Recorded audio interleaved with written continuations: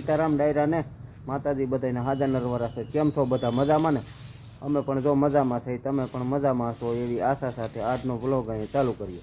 તો સ્વાગત છે તમારું નવા વ્લોગમાં. સવારના 7:15 જેવું થાય છે.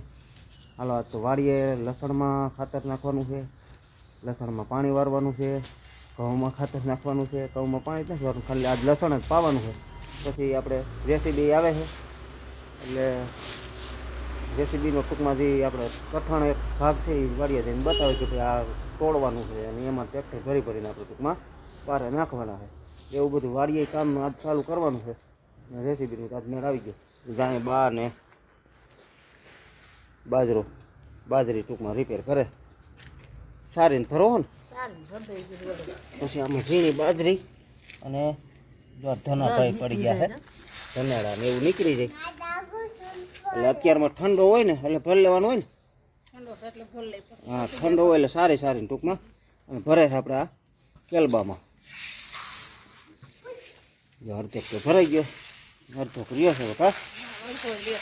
એટલે સારી ઝીણી ઝારીએ સાવ સારી અને ભરે છે. હાલો સીતારામ, જય શ્રી કૃષ્ણ. કે મારી આવું તારે નથી આવું? પતંગ તો તારી પાસે છે નહીં. ક્યાં પતંગ છે? લઈ જા. છે તારી પાસે પૈસા? ક્યાં હે? ખિસ્સામાં? આમાં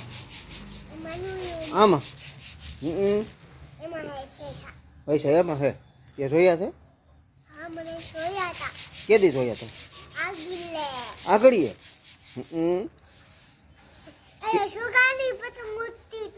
એ તો ઉડે જ ને. તારા ક્યાં છે તે ઉડે? તું ઉડાડે થોડી ને તોડી જાજી નાખે એમ કરો ને? હે? હે તારા વાડી થવું ને તો એમ શું થયું તું? પતંગને પકડી દીધી મને. તે પકડી લીધી હતી?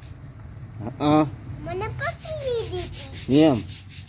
ઓલા બેરલે જાતો લો, ઓલું ડીઝલ બેરલ ફેર્યું ને ત્યાં જાતો નો નહીં જા ને.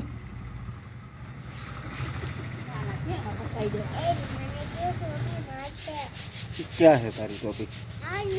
એ ઓઢી છે તો સેમ્પલું એમ ન કરાય. એટલું મૂક દે બસ. ગાય થઈ ગઈ ત્યાર વાડીએ જવાનું. સીતારામને જય શ્રી કૃષ્ણ બધાને. હાલો વાડીએ જાઉં છું. શાખા ને દૂધ ને એવું બધું થઈ ગયું ત્યાર. કા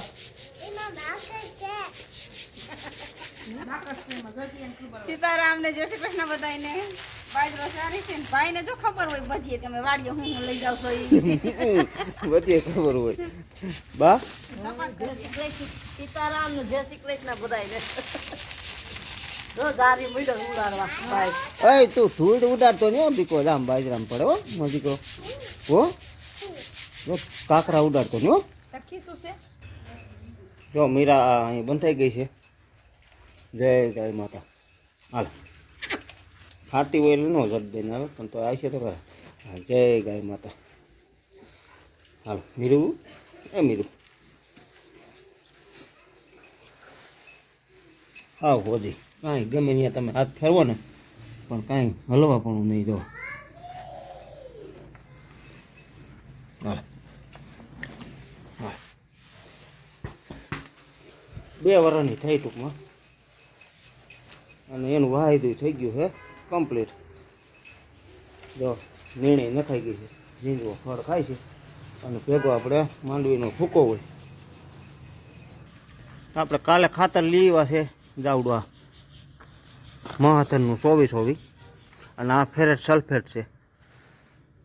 આ ઘઉંમાં આ જ નાખવાનું, લસણમાં આ જ નાખવાનું હોય. એટલે લસણમાં અડધી થેલી જો હોય અને ઘઉંમાં જે આગલા વાવેલા રહી એમાં 1.5 થેલી નાખવાની છે. લસણમાં આખી થેલી નાખી દેવાની 25 કિલો અને અડધી થેલી ટૂંકમાં એટલે 1.5 પછી વધે એ ઘઉંમાં નાખવાની. એટલે આ 2-3 વર્ષ પહેલાં ટૂંકમાં અમે રેવલ કર્યું હતું, 3 કે 4 વર્ષ પહેલાં.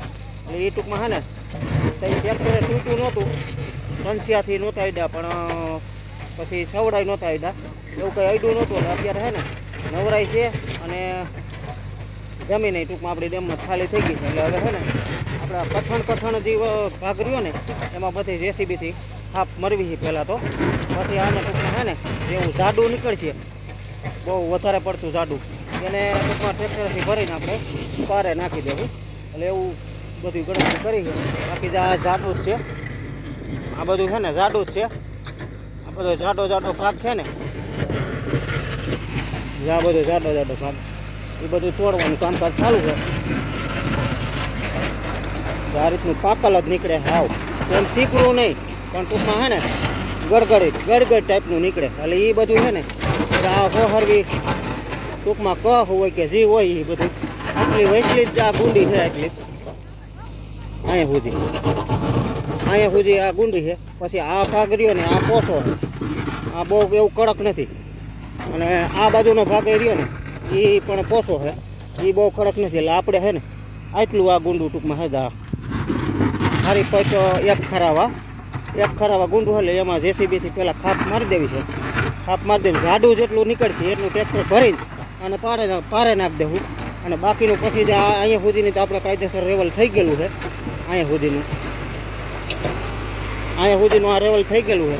પછી આ જે ટાઈસની નીકળે ને એને ટૂંકમાં પાવડે ટ્રેક્ટરે આ કાળી માટી રહી આમ ખેંચી લેવું આગળ આ રીતે આમ.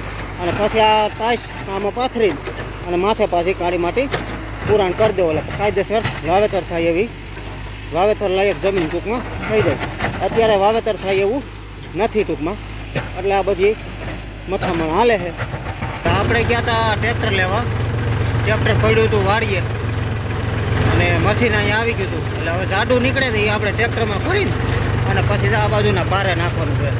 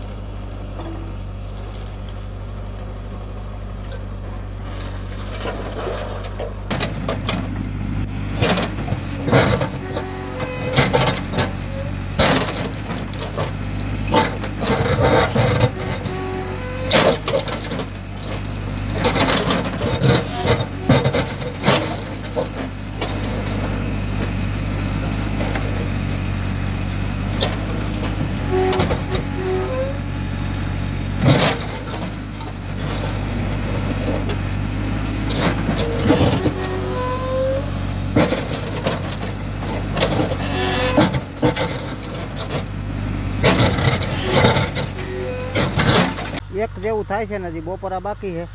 હવે એમ કે ઘડીક હાકી લઈ 5-10 મિનિટ પછી કે બપોરા કરવા જાય. આપણે જાડું નીકળે ને એ જ આ પારા નાખી આ રીતનું હોરવો પારો થઈ ગયો એક ધારો. સેટ અહીંથી ચાલુ કર્યું હતું આપણે, અહીંથી આ રીતે રિવેસ લારીના ઠાઠા મારી જાઉં છું અને લાગટ નાખાતું જાય છે. જો હોર વોલ પણ સુધી નખાઈ ગયું. હવે થોડુંક આગળ બેક ફેરા જોશે કદાચ. હવે એવું જાડું નીકળે તો ભરવું, નકર તો કાંઈ ભરવું નથી. બહુ અત્યારે તો હવે ઝીણું હાઈ ક્લાસ નીકળે છે. તો ઓલી બાજુ કદાચ એક ટૂંડ છે એમાં કદાચ જાડું નીકળશે તો 2 ફેરા ભરી લઉં. 2 ફેરા ભરીને અને હવે આમાં ક્યાંય જરૂરી નથી. ઓલી બાજુ છે 1 ફેરાની જરૂર, તો એ કદાચ એકાદો ફેરો નીકળશે તો ભરી લઉં. બાકી જો આપણું ટ્રેક્ટર અહીંની પીડ્યું છે ને મશીન અહીંની પડ્યું રહે અને બપોરા કરવા જવાનું છે આપણે વાડીએ. વાગી ગયા છે 5:30 જેવું થાય છે ને આપણે આપવાનું કામ હતું એ થોડુંક રહી ગયું છે. આ સેટા ભરું એટલું ટૂંકમાં રહી ગયું છે. આ જેસીબી રહ્યું ને ત્યાં એટલામાં ટૂંકમાં કાપવાનું કામ હજી બાકી રાખી દીધું. અત્યારે આપણે છે ને પારો પહેલાં કીધું ચડાવી દઈએ. અત્યારે પારો ચડાવવાનું કામ હાલે. એટલે અહીંયા પછી આ ટૂંકમાં છે ને ખાપવામાં નડે નહીં. હજી આ ટૂંકમાં ખાપવાનું છે ને હવે કઠણ ટૂંકમાં બધું વયું ગયું છે. કઠણ તો આ એ બધું કઠણ પૂરું થઈ ગયું. અહીંયા કદાચ થઈ છે હજી થોડા ઘણું જે અત્યારે આ જેસીબીની રહ્યું ને એ હવે તો કાલ થાય. આજ તો હવે સુરત દાદા જો ઘરે જવાની તૈયારીઓ થઈ ગઈ છે. તો હવે કદાચ આવે જ છે 15-20 મિનિટ. એટલે બાકી આપણે જાડું બધું પૂરું થઈ ગયું. હવે આ બધું નીકળ્યું ને એ બધું હાવ ઝીણો કૂણો માખણ જેવો બધો માલ નીકળો. એમાં કાળી ધૂળ મિક્સ છે ટૂંકમાં ટાઈસ ને કાળી ધૂળ મિક્સ એવું નીકળ્યું. એટલે પાથરવામાં હાઈ ક્લાસ કામમાં આપણે આવી જાય. હવે આ જાડાની વ્યવસ્થા પછી આપણે ટ્રેક્ટરે વિચારશું કે હવે ક્યાં નાખવું એ બરાબર. પહેલાં આસું પાથરીને પછી માથે ટૂંકમાં ઝીણી ટાઈસ પાથરી દેવું. બાકી તો અટાણા પારો ચડાવવાનું કામકાજ હાલે છે. પારો મસ્તીનો થઈ જાય છે હાઈ ક્લાસ. જો હરવો બીજી થોડી નહીં ટૂંકમાં જે આ પારાની થહરીને ગઈ હોય ને ચોમાસે આપણે ડૂબી જઈએ એટલે પાણીની હિસાબે થહરીને આમ નીચે ગઈ હોય ને એની ટૂંકમાં અટાણે જો પડખામાં પારાના પડખામાં લઈને અને એટલી નાખી જાય. વાગી ગયા છે 6 અને થઈ ગયું છે હાવ અંધારું. અંધારું એટલે ફરતી બાજુ ઝાકર જો અત્યારમાં આવી ગયો. ઝાકર એટલે અંધી જો હાવ આવી ગઈ આ રીતની. અને આજ તો જાણે કોહરામ પડવાનો હોય એવું લાગે. હાવ ઠંડી જો અત્યારથી ને જેવી લાગવા માંડી છે. આખી રાત ઠંડી પડશે. અને આપણે કામ તો હજી ટૂંકમાં કાલ બપોર થઈ જશે. બપોર સુધી હાલશે. હજી તો આ ભાગ બાકી છે. આ ભાગ બધો એટલો છે ને આ રીતનો ખાપ મારવાનો બાકી જ છે. અને એટલે પારો ટૂંકમાં આપણે જો ઓલું ટ્રેક્ટર પડ્યું ને આપણું ત્યાં સુધી સડ્યો છે એ પારો ચડાવવાનો બાકી છે. અને કામ હજી ટૂંકમાં કાલ બપોરે કદાચ પૂરું થાય કે પછી સવારમાં ભાઈ મોડા આવે છે 9 વાગે તો આવે છે. એટલે બરાબર. એટલે આજ તો મશીન ટૂંકમાં આની વાડીએ જ રાખી દેવાનું છે. લઈ જવાનું નથી. ટ્રેક્ટર એક ખાલું આપણું લઈ જવાનું છે. પછી જો હવે જઈ આવે તો સવારમાં મોડા આવે કારણ કે મશીન અમારા ગામનું છે. અને આપણે ઓપરેટર છે ખાખરિયાના વડિયાની ઓલી બાજુના ખાખરિયાના છે. એટલે એ હવે ત્યાંથી એના ગામમાંથી આવે પછી થોડુંક વહેલા મોડું તો થાય કારણ કે 15 ને 10 25 કિલોમીટર જેવું થઈ જાય. 25 કિલોમીટરનો રન કાપીને ટૂંકમાં અહીંયા આવે એટલે એમ સવારમાં ઠંડી હોય એટલે ટુ વ્હીલ લઈને આવતા હોય એટલે એમ થોડીક વાર તો લાગે જ. એવું બધું હાલતું હોય. અને આપણે આ ઘઉં છે ને મોટા ઘઉંમાં આજ ખાતર ટૂંકમાં નાખી દીધું ને એ તો કાંઈ નથી હું બતાવી ગયો. પછી આપણે લસણમાં ખાતર નખાઈ ગયું. એમાં લસણ પી ગયું હોતે એટલે લસણ જ આજ ખાલી પીધું છે. પછી તો નથી આપ્યું કારણ કે સવારમાં હું નવરો નહોતો ને ભાઈ દુકાને હતો. એટલે એમાં ભાઈ પછી 10 વાગે આવ્યો એટલે એને ખાતર નાખીને અને લસણ પાઈ દીધું. અને બપોર પછી ટૂંકમાં છે ને ભાવના અને ભાઈએ બેથી આ ઘઉંમાં ખાતર નાખી દીધું. એમાં ખાતર નખાઈ ગયું છે. સહેલો રાઉન્ડ ટૂંકમાં હવે 24 મહાધનનું નખાઈ ગયું છે. અને હવે ટૂંકમાં કાલ પાવાના છે એમાં સહેલો રાઉન્ડ. હવે આના પછી કંઈ નાખવાનું નથી ટૂંકમાં. અટાણે જો નિંગલ કમ્પ્લીટ થઈ ગયો. કાલ હું વ્યવસ્થિત સરખા બતાવી. કાલ પાણી હાલતું હોય છે ને અને કાલે હવે આપણે ભરવા ભરવાનું કંઈ છે નહીં. બધું આ ખાપ જ મરવાની છે. એટલે કાલે આપણે નવરે હોય ને તે ઘઉં મસ્તીના બતાવી તમને. અને આ ઘઉં તો અહીંથી તમે જોઈ શકો છો એ ફૂલ અત્યારે છે ને ગાભે છે. અને ઓમાં નિંગલ થઈ ગયો કમ્પ્લીટ. આ અત્યારે ગાભે છે. હવે જો જવાની તૈયારીઓ ફૂલ થઈ રહી છે. અને ઠંડી તો આજ જોરદાર પડશે. એનું કારણ છે કે વાતાવરણ તમે આખું જુઓ આવું બધું છે ને થઈ ગયું છે પેક. અને અત્યારે પવન જો ઠંડો વાય છે.